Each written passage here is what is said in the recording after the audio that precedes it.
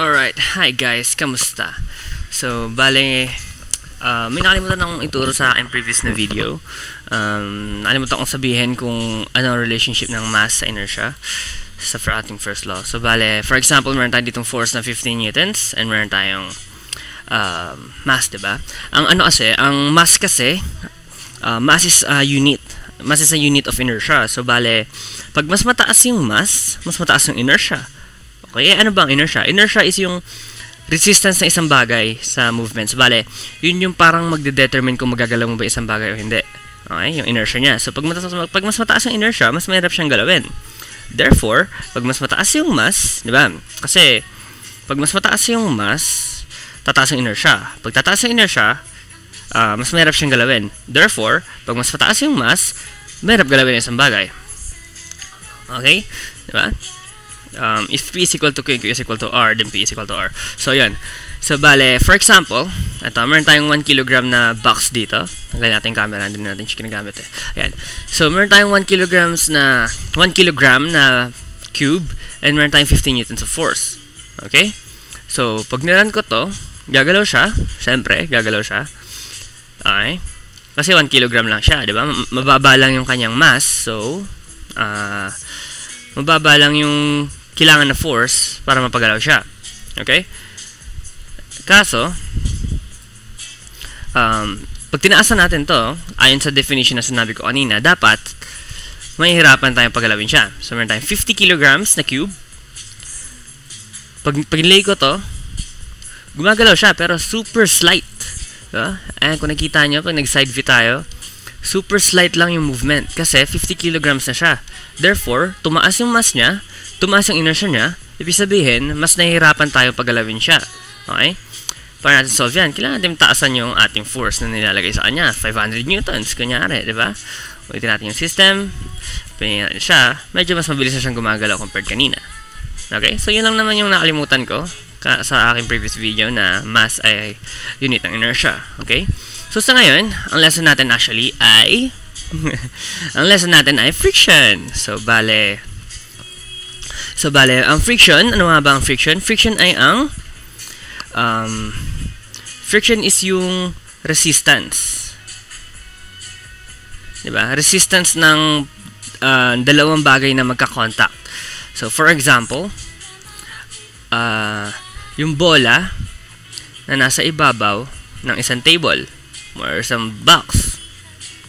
Okay?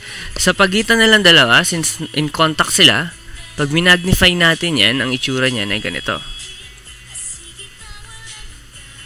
Tama, di ba? Merong friction dyan.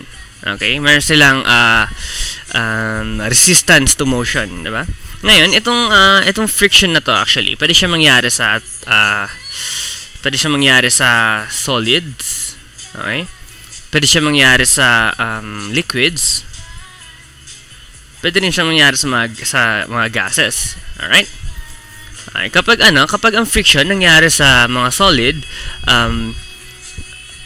commonly or generally, kina-classify siya as static. Kina-classify siya as static, kinetic, and rolling. Kinetic and rolling. Okay?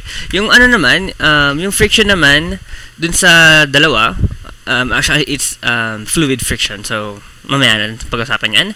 Dito muna tayo sa static. Sa static friction kasi, yun yung parang resistance sa isang bagay before mo siyang mapagalaw. Meron pang mas madaling way para sabihin yan. Yun yung resistance ng isang bagay habang hindi pa siya gumagalaw.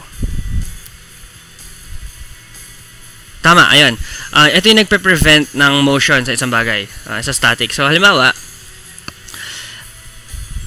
meron tayong box, tapos sa box na may nakapato na isa pang box na hindi gumagalaw. Okay? Meron siyang static friction. Okay? Yung static friction na yun, yun yung dahilan kung ba't nakapatong siya. Parang tayo, di ba? Isa sa tawag dito, third law kasi ito third law ni Newton. So bale, isa sa examples nito is tayo, pag nakatayo tayo, di ba? Pag nakatayo tayo, hindi tayo tumatagos sa floor, hindi tayo lumilipad, di ba? Kasi meron tayo normal force at gravity force na equal. So may friction tayo doon. Pag naglalakad tayo, may friction yun, di ba? Yun yung pag nakatayo lang tayo, may friction yun, yun yung static friction. Kapag naglalakad tayo, syempre iba na yun. Hindi na static yun kasi gumagalaw tayo. Tada! Ayan, so bale, kinetic friction naman, kapag kinetic friction, pag merong motion, gusto sabihin movement and motion pinagsama yun. So bale, kinetic friction, mangyayari yan pag for example, asan na aking cursor, ayan. So pag kunwari, yung box na yan, gumalaw na, di ba?